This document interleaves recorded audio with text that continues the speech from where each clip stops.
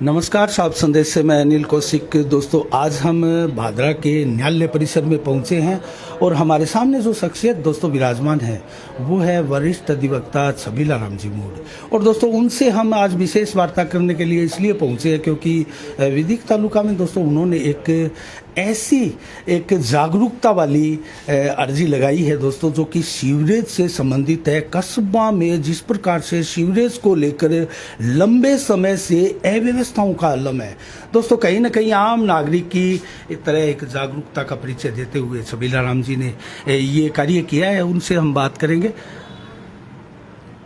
हाँ, नमस्कार छबीला राम। हाँ, नमस्कार जी। सीवर लाइन आज के युग में आवश्यक है ताकि गंदा पानी, पखानों की गंदगी और दूसरी गंदगी है वो सीधी बह जाए बाहर, और वो पानी भी किसी तरह से साफ होकर के कन्वर्ट होकर के दूसरे काम में लग जाए। हमारे आसपास 3 तरफ हरियाणा लगता है, हिसार, सिरसा, फतेहाबाद, आदमपुर मंडी, भट्टू वगैरह, एलनाबाद वगैरह, सब जगह सीवर लाइन है। हमारे यहाँ करीब 10-12 साल पहले ये चर्चा चली कि सीवर लाइन यहाँ लगाई जाएगी और केंद्र सरकार ने इसके लिए बहुत बड़ा बजट दिया है। कोई कहता है 1 करोड़ रुपए, कोई कहता है 80 करोड़ रुपए, लेकिन जो भी राशि हो, शुरू किया इन्होंने। शुरू किया तो खुदाई की, उस वक्त जो पाइप लाए वो पाइप बिल्कुल 2 हाथों से कोई दबाता है वो पाइप टूट जाए, इस तरह से पाइप थे। तो हम लोगों ने विरोध किया कि ये गलत हो रहा है। मोहल्ले के लोगों ने इकट्ठा होकर के कहा कि ये तो किसी तरह से पांव रखते ही टूट जाता है, बड़े वाहन आएंगे तो ये रहेगा ही नहीं। तो उन्होंने कहा हम नीचा दबा देंगे। नीचा दबाने के नाम पर उन्होंने खुदाई की, मिट्टी डाली, लेकिन वो मिट्टी के दबाव से ही वो सारे पाइप उनके ख़त्म हो गए, टूट गए, और उन्होंने करोड़ों रुपए बर्बाद कर दिए। फिर उसके बाद में क्योंकि वो काम पूरा नहीं हुआ और दोबारा फिर नए सिरे से शुरू किया। आज से 6-7 साल पहले शुरू किया। उस वक्त तो पाइप देखे तो पाइप आबादी के लिहाज से, आबादी के द्वारा कंज्यूम किया गया पानी, ख़त्म किया गया पानी कितना ज़्यादा है ये देखना ज़रूरी होता है। तो उनके पाइप 5 इंची 6 इंची। तो हम लोगों ने कहा कि ये पाइप तो छोटे हैं, आप बड़ी साइज़ के पाइप ले हो, कम से कम भी 1-1.5 फीट का पाइप होना चाहिए, तब पानी बहेगा। उन्होंने कहा कि हमें तो यही मंजूरी दी है। फिर हमने जोधपुर शिकायत की। जोधपुर से इनका एक अधिकारी आया, उसने इनको समझाया कि भाई लोग कह रहे हैं इतनी बड़ी आबादी है तो ये पानी जाएगा कहाँ, इसके लिए ज़रूरी है कि आप सही तरीके से करो। उन्होंने हमें आश्वासन दिया कि आप विरोध मत करो, हम इसको करवा देंगे। मैंने कहा ठीक है, आप करवा दोगे, हमें तो काम चाहिए, इससे ज़्यादा और कुछ नहीं। उन्होंने पाइप डालने शुरू किए। उस वक्त बाद में उन्होंने बड़े पाइप रखे, वो तो रख दिए एक तरफ, और छोटे पाइप अंदर ही अंदर लगा दिए। वो पाइप लगाए। उस वक्त उन्होंने जलदाय विभाग से नहीं पूछा कि आपकी पाइपलाइन कहाँ है। इससे क्या है, जगह जगह जलदाय विभाग की पाइपलाइन और वो पाइपलाइन एक जगह आकर के पाइप, वो जलदाय विभाग वाले हैं वो उनके एकदम अटैच हो गए, और दबाव से जलदाय विभाग और ये दोनों जो है ना, उनका पानी मिक्स होने लग गया।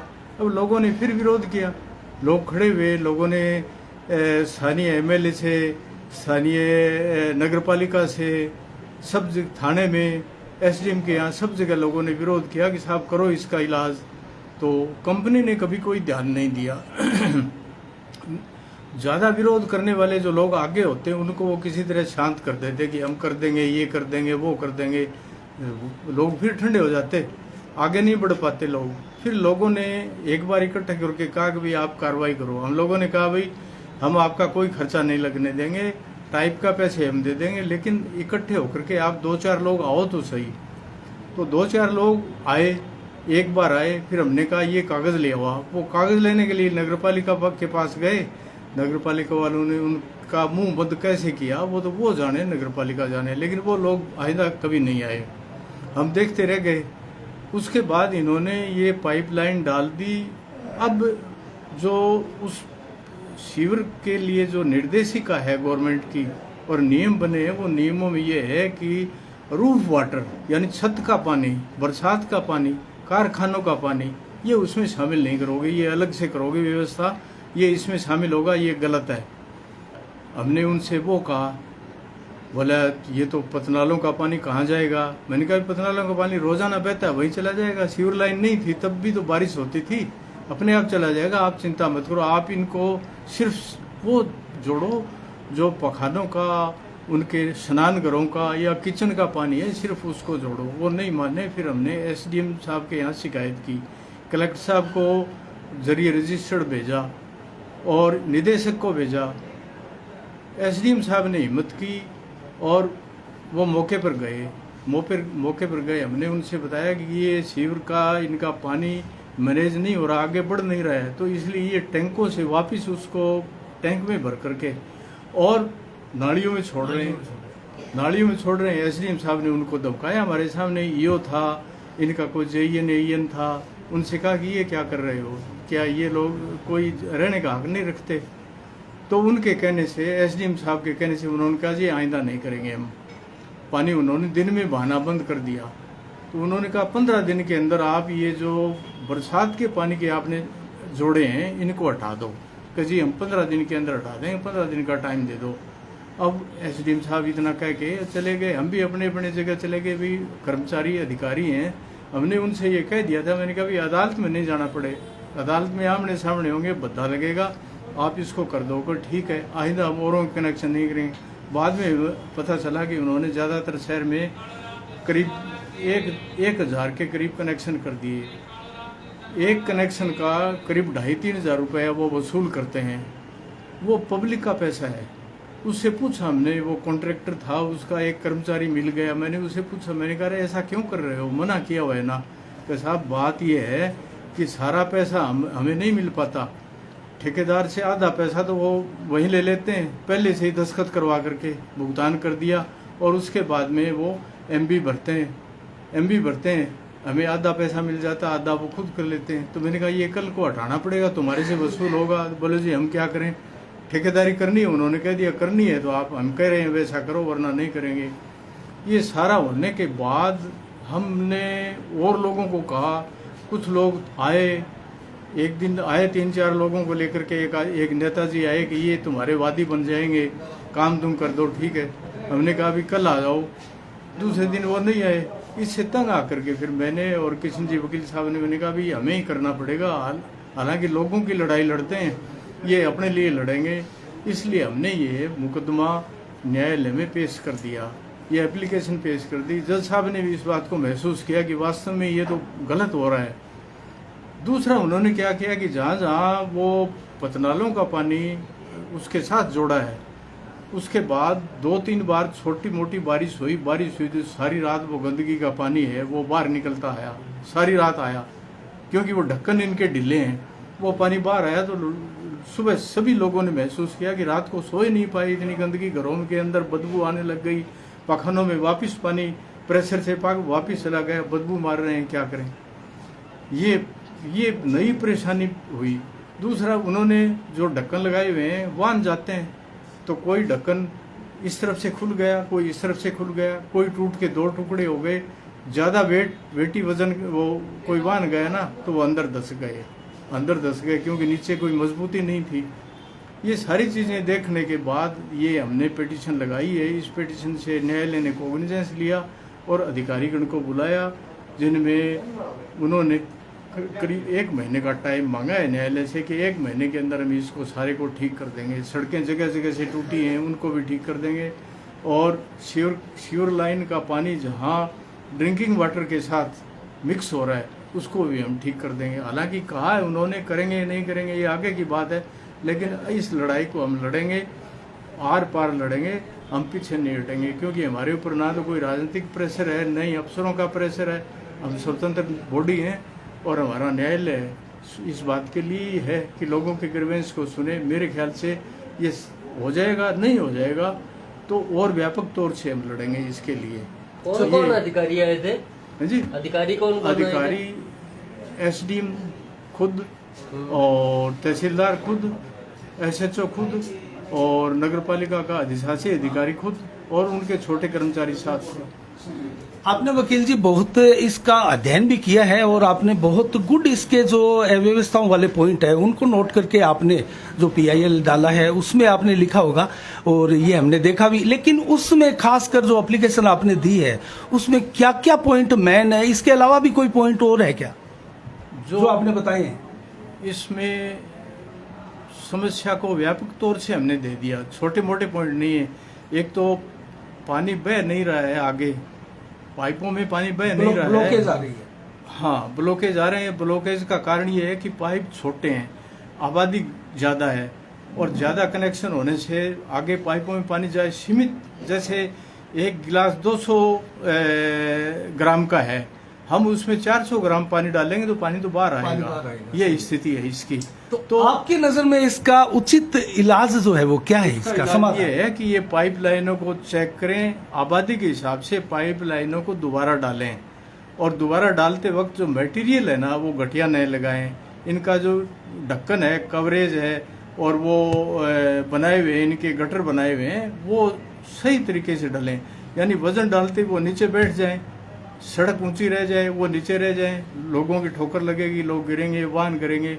कई जगह सड़क के आसपास कंपैक्ट किए बगैर उन्होंने कर दी, वो ऊपर रह गए, सड़क नीचे रह गई, वो गलत है। तो एक जानकारी दीजिए आप हमें कि ये जो कई बार क्या है कि सीवर चैम्बर ब्लॉक हो जाते हैं तो उनके अंदर मशीन लगा के और नाली में निकालते हैं सीवर का जो है वो जी, तो वो एक क्रिमिनल ऑफेंस में आता है या नहीं आता? बिल्कुल ऑफेंस में आता है। वो सिविल भी है और क्रिमिनल भी है, उनकी लायबिलिटी बनती है।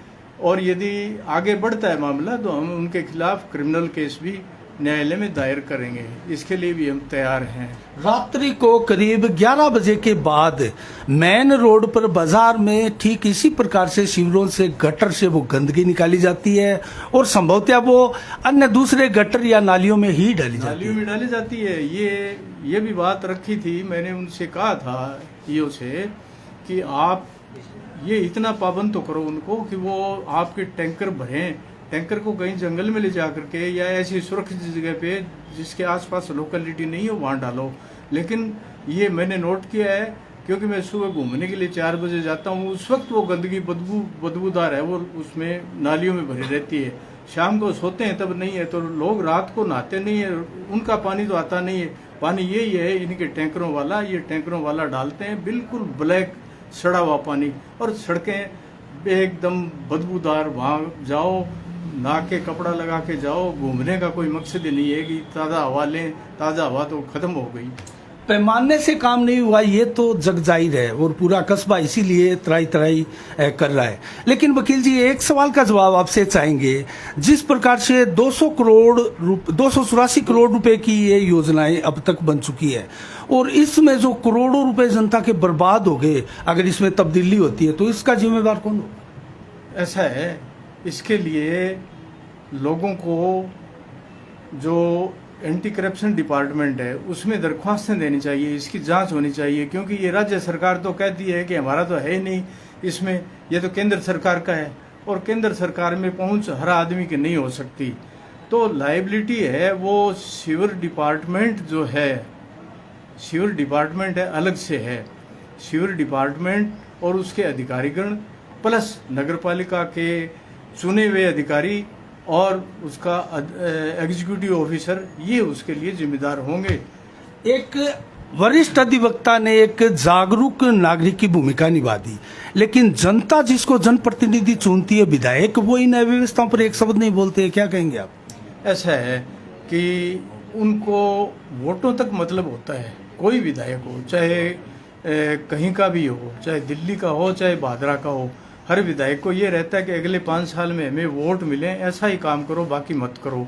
तो वो लोगों को खुश करने के लिए रहते हैं। ऑफिसर्स को वो दबा के नहीं कहते। हम लोगों ने एमएलए से बात की थी, एमएलए ने एक बार नगरपालिका की मीटिंग में कहा भी था कि आप कम से कम रूफ वाटर तो मत जोड़ो, लेकिन एमएलए की उन्होंने सुनी नहीं। एमएलए ने कहा भाई मैंने तो कह दिया, मैं क्या करूं। तो इनएक्टिवनेस, यानी वोट गेनिंग प्रोग्राम में तो आगे और जनहित के कार्यों में हर एमएलए पीछे रहता है। वकील जी आपको नहीं लगता कि कहीं ना कहीं विपक्ष भी इसमें लापरवाह सिद्ध हुआ है? विपक्ष भी ये देख रहेगा कि अगली बार वोट हमें मिले, इससे कुछ छूट जाए, इसका कुछ काम गलत हो जाए तो उसका फायदा हमें मिले, इसमें कोई दो राय नहीं है। विपक्ष ने कोई भूमिका नहीं, हम देख रहे हैं हमारे भादरा नौर दोनों जगहों में विपक्ष की भूमिका है वो एकदम नगण्य है, नाम मात्र है। यानी 4 साल में 4.5 साल में कोई एजिटेशन बीजेपी ने नहीं किया है, कांग्रेस ने नहीं किया है, कोई एजिटेशन नहीं किया है। तो बगैर एजिटेशन यूं ही थोड़ी है कि चुपचाप घर बैठे रहो। अब वो क्या है कि इलेक्शन नजदीक है ना, तो वो कान निकालने लगे, कोई कहता है मैं ये करूंगा, कोई कहता है ये गलत कर दिया, वो गलत कर दिया, कहते हैं, करते कुछ भी नहीं। आप वरिष्ठ बुजुर्ग हैं और दशकों से अधिवक्ता का आप कार्यभार कर रहे हैं, बड़ी कुशलता के साथ, वरिष्ठ अधिवक्ता भी है। आपने जो एप्लीकेशन दी है उसका क्या डिसीजन हो सकता है? देखो, हमने पहले एक एप्लीकेशन दी थी, रामधारी एडीजे होते थे उस वक्त जगदीश चाचाण चेयरमैन होते थे और एक जाखड़ अधिशासी अधिकारी होता था। उस वक्त गंदगी के खिलाफ दी थी हमने कि साहब पूरे शहर में गंदगी फैली हुई है और जगह जगह जाम गंदगी की वजह से ये है, रेडियां खड़ी हैं, लोगों को आने जाने में असुविधा हो रही है। तो उन्होंने कहा भाई क्या किया जाए, तो मैंने कहा जी आप एक कमिश्नर जारी करो। हमने कमिश्नर जारी करवाया, अदालत ने कमिश्नर एक एडवोकेट को नियुक्त किया। उन्होंने सारी फोटोग्राफी करवाई, फोटोग्राफी करवा करके वीडियोग्राफी से फिर अदालत के सामने उन अधिकारियों को बुलाया, चेयरमैन को, ईओ को और डीवाईएसपी को भी बुलाया ट्रैफिक के प्रयोजन के लिए। एसएचओ भादरा को भी तत्कालीन उस वक्त थे, उनको बुलाया। सारे अधिकारियों ने देखा वीडियो को, यहाँ टीवी लगा करके दिखाया। उन्होंने सबने माना कि वास्तव में गंदगी असहनीय है और ट्रैफिक इसलिए है क्योंकि ट्रैफिक पुलिस है वो कितनी का है, पुलिस कितनी लगनी चाहिए। इतने बड़े कस्बे में हर चौराहे पे 1 या 2 आदमी होने चाहिए। पुलिस ने कहा साहब इतने आदमी हमारे पास नहीं है, हम मजबूर हैं, 1 आध आदमी लगा सकते हैं हम मुख्य जगहों पे। उसके बाद पीडब्ल्यू वालों को बुलाया हमने कहा भी आप ये बाईपास रोड बना दो तो इस तरफ की गाड़ियां उस तरफ चले जाएं, उस तरफ की इस तरफ आ जाएं। उन्होंने कहा जी ठीक है। उस वक्त वो कुलड़िया जी एएन थे, उन्होंने कहा जी मैं तो 1 महीने के अंदर ये पैसा मंजूर करवा करके एक्शन साहब से और आपकी सड़क तैयार करवा दूंगा। उन्होंने 1 महीने में वो सड़क तैयार करवा दी, नहर के पास। इससे यहाँ जो रेलवे फाटक से लेकर के और बड़ी सड़क डुंगराना वाली रोड के मिला दिया उन्होंने कहा जी मैंने अपना काम कर दिया है, ठीक है। अदालत ने ऑर्डर दिया कि आप ये गंदगी हटाओ। तो 2 जगह की गंदगी खास तौर से थी। एक तो ये जो बड़ा ये गोल्ड स्कूल कहलाता है, महिला बाल कल्याण वाला, तो उसकी गंदगी हटवाई हमने। दूसरी जोड़पुरा में बहुत बुरी गंदगी, वो डेयरी फार्म लगा रखा था, भैंसें 7वें दिन वहाँ इकट्ठी होती 100-200 और उनका गोबर गंदगी। तो वो हमारे वकील साहबान दिलीप सिंह थे, उनके व्यक्तिगत परेशानी थी, उनके एकदम मकान के सामने था वो, तो वो सारा हटवाया वहाँ से, वो डेयरी हटवाई। ये रेडियाँ सारी की सारी उस वक्त सारी टोटल हटवा दी हमने। जो रेडियों के लिए तय कर दिया कि जगह जगह जो चौक हैं बड़े, जो 100-200 फीट चौड़े, वहाँ रेडियाँ लगाओ। तो वहाँ रेडियाँ लगने लग गई। एसएचओ ने भी हमारा सहयोग किया। उस वक्त डीवाईएसपी है, वो खुद आया, उसने निर्देश दे करके साथ रह करके सारा ठीक करवाया, सारा ठीक हो गया। इस बार भी हम ये उम्मीद करते हैं कि अदालत उनको पाबंद करेगी कि वो सड़कों पे ये जो जगह जगह खड्डे इनकी तरह बने हुए हैं और ये ढक्कन टूट के अंदर हुए हैं, ये ठीक कर दें 1 महीने के अंदर। दूसरा, ये किसी तरह से अपनी पाइपलाइन जहाँ जहाँ इनको रोक लगी हुई है उनको ठीक कर दें और हटाएं। तीसरा, ये इनकी वजह से जो वो रूफ वाटर जा रहा है, रूफ वाटर के पतनाले ये हटा दें। फिर ये नालियाँ इन्होंने कई जगह बिल्कुल ब्लॉक कर दी, जबकि घरों का पानी तो आएगा, सड़क के ऊपर गिरेगा, सड़क भरी रहती है बहुत जगह। तो अदालत ये इनसे हम ये उम्मीद करते हैं कि अदालत उनको ये कहेगी, हमने मांग की है कि 3 या 4 इंच की नालियाँ तो हर घर के आगे बनी चाहिए, ताकि दोनों तरफ का पानी है वो नालियों से बह करके आगे चला जाए। बड़े नाले हैं उनको बंद कर दो आप। तो ये अदालत से हम उम्मीद करते हैं और ये अदालत मेरे ख्याल से हर हालत में कर देगी, क्योंकि अदालत के क्षेत्राधिकार का है। आपने सराहनीय तौर पर जागरूकता दिखाई है। अगर यहाँ से न्याय नहीं मिला तो आगे की कड़ी क्या होगी? नहीं, न्याय मिलेगा, हमें सवा आना उम्मीद है। बाकी यदि बड़े पैमाने पर कोई बात आती है तो हम हाई कोर्ट तक चले जाएंगे, कोई दिक्कत नहीं है। बाकी इस कोर्ट को पूरे पावर हैं, इस एडीजे कोर्ट को पूरे पावर हैं अपने क्षेत्र में आदेश देने के। आदेश की कंप्लेंट्स यदि अधिकारी नहीं करते हैं तो ये जेल भेज सकते हैं उनको, कोई दिक्कत नहीं है। चलो बहुत बहुत धन्यवाद वकील जी। अब किशन जी से भी जानेंगे क्योंकि आप भी इस जागरूकता में शामिल है। किशन जी, तो कुछ तो आप बताएं क्योंकि आप इस जागरूकता में शामिल है और छबीला राम जी के आप हमदर्द भी हैं, आप हमसाथी भी हैं। क्या कहेंगे इस पूरे प्रकरण में? वैसे तो छबीला राम जी ने सब कुछ बता दिया। हमारा तो यही मानना है कि लोगों को जागरूक होना चाहिए। अगर नहीं होते हैं तो हम तो आपके माध्यम से कहते हैं भी जहाँ कोई गलत हो रहा है उसका विरोध करो। ये मत सोचो कि 500 आदमी इकट्ठे होंगे तो हम इसका कोई काम करेंगे। आप अकेले कुछ भी कर सकते हो। जैसे हम दोनों ने कोर्ट में रिट फाइल की है और कोर्ट ने उसमें कॉग्निजेंस लिया, संज्ञान लिया है, कार्रवाई शुरू कर दी है। ये अगर हर आदमी करे तो ऐसी नहीं है कि ये सुधार नहीं हो सकता। आपने एक शानदार कदम उठाया है और कस्बावासी सराहना कर रहे होंगे इस कदम की। लेकिन वर्तमान में एक अंडरपास बन रहा है जो कि कस्बे में चर्चा का विषय बना हुआ है और ऐसे में पशुओं के लिए जो चारा हरियाणा से आता है उसको जो ट्रैक्टर के ऊपर लदकर बीड के रूप में जो चारा जाता है उसके पास होने की बादरा से कहीं कोई संभावनाएं नहीं है। अंडरपास बन चुके हैं। एक मुख्य मार्ग था जो ये C65 फाटक, वो भी बंद हो चुका है। तो उसके ऊपर आप क्या कहेंगे, क्या आपका विचार है? मेरा तो ये मानना है कि ये फाटक शहर की आवश्यकता न होकर एक राजनीतिक विषय बन गया। दोनों पक्ष ये चाहते हैं, एक तो फाटक बढ़ाना चाहता है कि फाटक के नीचे अंडरपास बने और दूसरा चाहता है वो भी बने कि वहाँ जब लोग परेशान होंगे तो फिर उसके बिहार पे अपने को वोट मिल जाएंगे। आप इसकी राय शुमारी कर लो, कोई सिंगल आदमी ये नहीं कहेगा कि यहाँ ये पॉसिबल है, संभव है। ये इतनी तो यहाँ इतना स्पेस है और इतनी भीड़ भाड़ वाला इलाका है कि यहाँ अगर अंडरपास बना भी दिया तो 2 वाहन एक साथ यहाँ से नहीं गुजर सकते। तो यहाँ 2 वाहन गुजर रहे हैं तब यहाँ जाम लगता है, तो एक वाहन की सूरत में यहाँ 24 घंटे जाम मिलेगा आपको। आप वरिष्ठ अधिवक्ता है, आप भी, इसका विकल्प क्या हो सकता है? इसका विकल्प ये हो सकता था कि जो अंडरपास एक बनाया है इन्होंने, जो C64 है, उस C64 को ये सीधा न बना के थोड़ा सा टेढ़ा कर देते और ये मस्जिद के पास निकाल देते तो इसकी चौड़ाई भी 3-4 फुट बढ़ा देते, तो वहाँ सिंगल वाहन आराम से निकल सकते थे।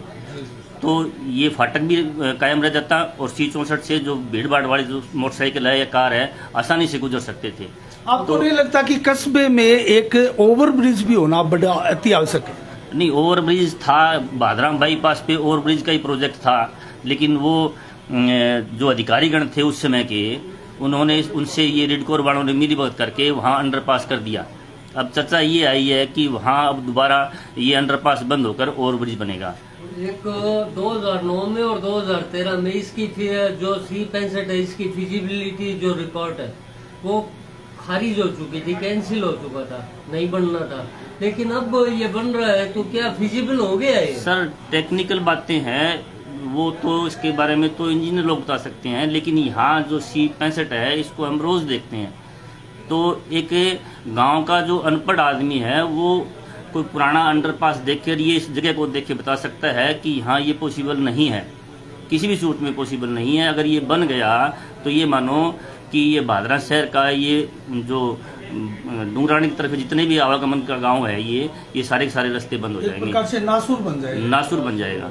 और फिर इनको तुरंत बंद करवाने की मांग करनी पड़ेगी कि जो स्थिति है पुरानी स्थिति बहाल की जावे और इस फाटक को अंडरपास को बंद किया जाए। एक प्रकार से दयानंद खोखेवाला बनाम विधायक बलवान पुनिया की जिद्दी चल रही है, आपको नहीं लगता? भाई ये तो है या नहीं है, क्योंकि मैं इस मामले में ज़्यादा भाग नहीं लेता राजनीति में। मेरे को जो बात कहनी है वो तो चाहे विधायक जी हो तो उनको कह देता हूँ, चाहे दयानंद जी हो, चाहे कोई हो। चलो बहुत बहुत धन्यवाद वकील। बहुत बहुत धन्यवाद। तो दोस्तों आपने देखा आज जिस प्रकार से जो एक एप्लीकेशन दी गई थी, एक मुकदमा किया गया है सीवरेज की व्यवस्थाओं को लेकर, उसको लेकर आज हमने विस्तार से बात की वरिष्ठ अधिवक्ताओं से। हमारे सामने जो बैठे हैं और दोनों ने ही बड़ी जागरूकता का परिचय दोस्तों इस कस्बा क्षेत्र में दिया है। ये आम नागरिकों की तरह ही एक जागरूकता है। ये जागरूकता विपक्ष की भी होनी चाहिए थी, वर्तमान जनप्रतिनिधियों की भी होनी चाहिए थी, लेकिन यहाँ वरिष्ठ अधिवक्ताओं को एक प्रकार से संज्ञान लेना पड़ा इस समस्याओं के ऊपर। इसी के साथ साफ संदेश से मैं अनिल कौशिक, नमस्कार, जय भारत, जय जय राजस्थान।